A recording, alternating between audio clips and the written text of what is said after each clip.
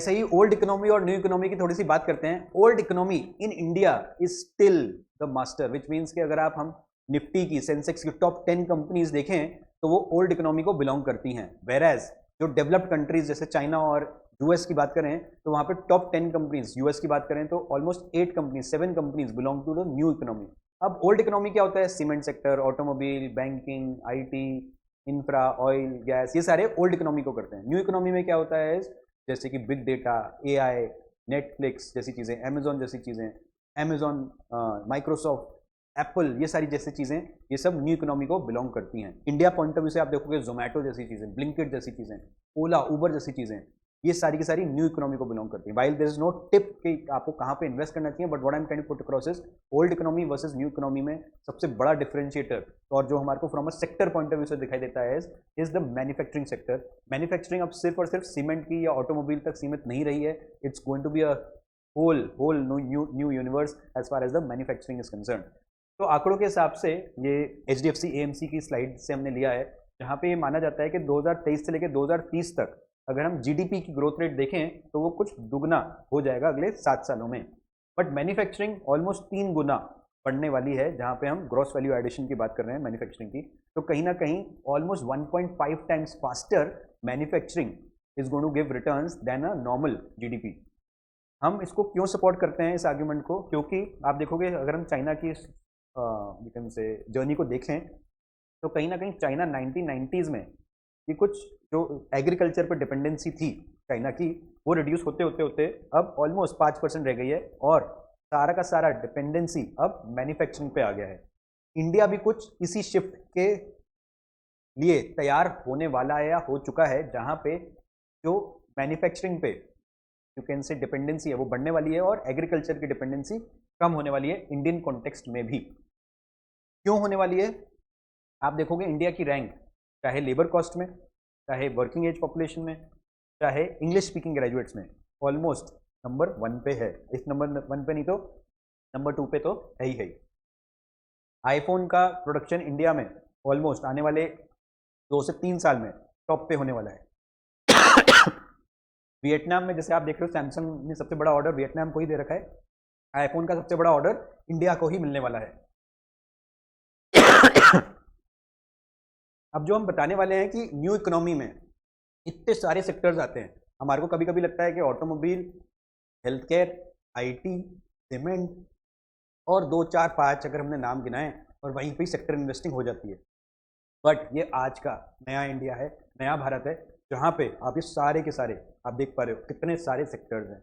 और इसीलिए हम लोग कहते हैं कि यदि आपको अपना पैसा इन्वेस्ट करना है तो डायरेक्ट स्टॉक्स में तो करो ही, मगर डायरेक्ट स्टॉक्स के साथ साथ थ्रू द फंड लेवल भी करो, बिकॉज जो फंड मैनेजर्स होते हैं वो कहीं ना कहीं ये सारे की सारी चीज़ें इस आपके फंड में इंक्लूड करने की कोशिश करते हैं, giving you an opportunity to invest in all the sectors in a round robin fashion, because सारे सेक्टर्स हमेशा नहीं चलते हैं, सेक्टर रोटेशन होता है। तो फंड मैनेजर्स के इंटेलिजेंस रिसर्च के माध्यम से आप एक्चुअली इन सारे सेक्टर्स में बारी बारी से एक्सपोजर ले सकते हैं through a diversified multi cap fund. यदि आप इंडिविजुअल स्टॉक्स में करोगे तो it will be very very difficult for you at an individual level to catch hold of the cycle. तो इट इज ऑलवेज प्रूडेंट कि आप एक रिसर्च हाउस के जरिए, एक एडवाइजरी बॉडी के जरिए आप इन्वेस्ट करें, सो दैट आपको सेक्टर रोटेशन, विनर रोटेट्स वाली जो थ्योरी है आप उसको प्रैक्टिस कर सकें। आप देखोगे IT कंसल्टिंग एंड सॉफ्टवेयर में 82 कंपनीज हैं, contract development and manufacturing organisation, digital public infrastructure theme, ये सब इटसेल्फ एक सेक्टर, एक थीम बन चुकी है। Biotechnology, e-commerce, app based aggregator companies, capital market and financial service companies, electronic components, ये सारी की सारी by and large independent you can say sectors बन चुके हैं और इसमें 10 12 2 4 6 10 20 30 कंपनीज लिस्टेड हैं इंडियन मार्केट्स में। तो एट एन इंडिविजुअल लेवल बार बार मैं आपको जो समझाने की कोशिश कर रहा हूँ कि सेक्टर या स्टॉक्स को चूज करना आपके लिए बहुत मुश्किल हो सकता है, उसमें बहुत ज़्यादा रिसर्च चाहिए होगी, बहुत ज़्यादा टाइम चाहिए होगा, and it may not be worth it अगर आप फुल टाइमर इन्वेस्टर नहीं हो। तो अगर फुल टाइम इन्वेस्टर नहीं हो, it's better to hand over the money to some professionals to manage the show on your behalf, and आप उसमें विजिलेंट रह सकते हो, आप उसमें इन्वेस्टेड रह सकते हो, आप उसको मॉनिटर कर सकते हो, आप you can be a participant to that you can say research offering. तो ये सारे के सारे अलग अलग यू कैन से सेगमेंट्स हैं जो हमने बताने की कोशिश करी हैं।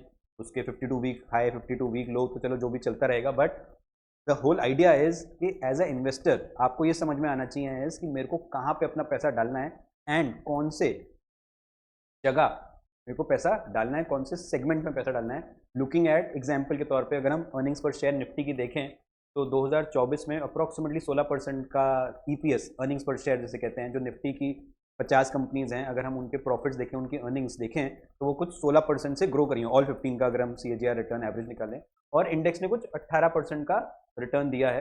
तो कहीं ना कहीं ये समझ में आता है कि बहुत ज़्यादा ओवर वैल्यूएशन या अंडर वैल्यूएशन वाला गेम नहीं है, it is as per the EPS.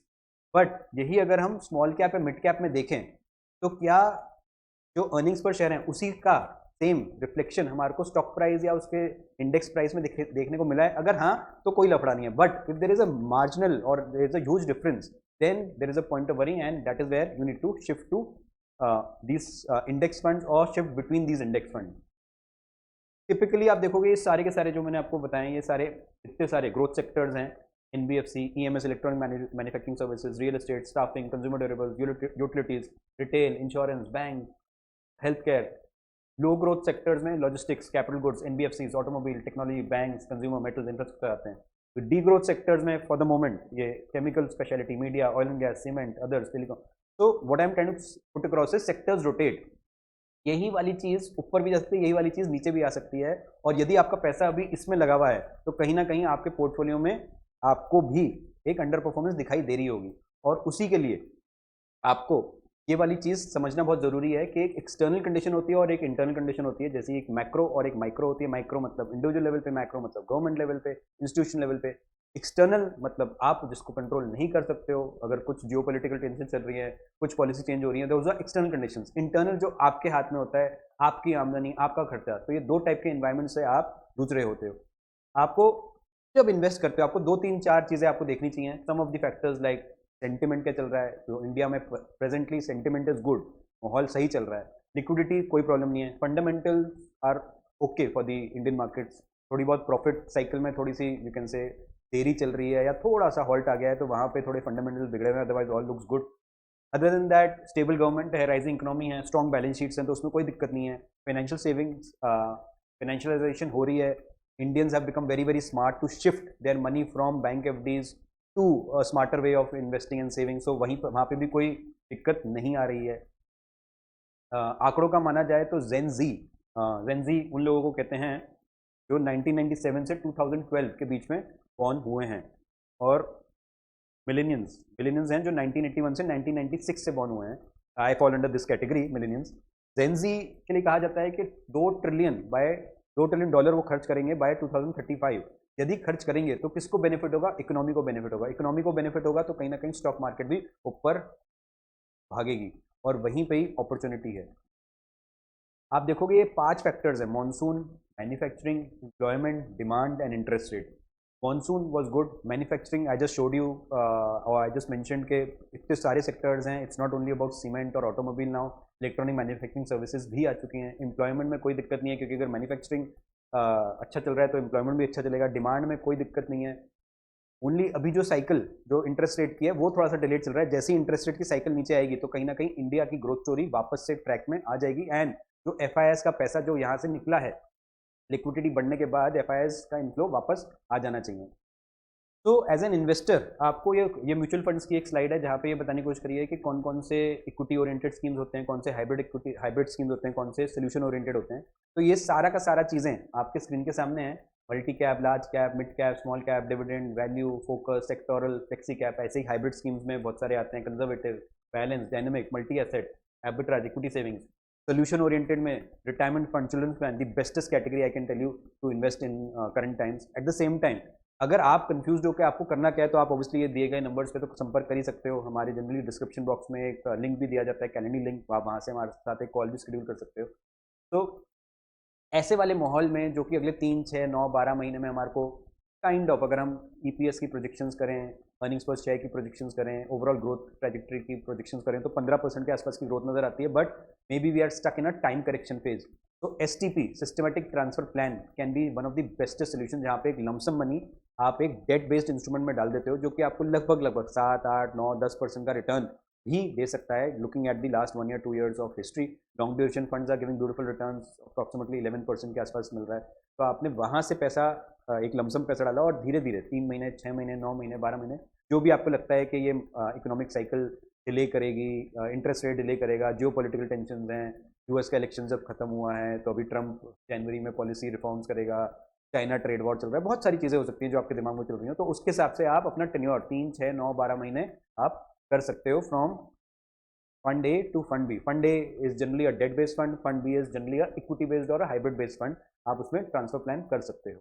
ये मैं जो आपको लिक्विड फंड्स का जो बेसिक होता है, आप देखोगे 1 साल का रिटर्न 7-7.5% का है, 2 साल का भी 7-7.5% है CAGR रिटर्न. तो आप इक्विटी में अगर इन्वेस्ट करना चाहते हो, बट आपको डर है कि मेरा जैसे ही मैंने इक्विटी में पैसा डाला और मार्केट क्रैश हो जाएगा, बट आपके पास स्पेयर मनी है अगले 3 साल 5 साल के होराइजन के साथ, but you just want to time it better.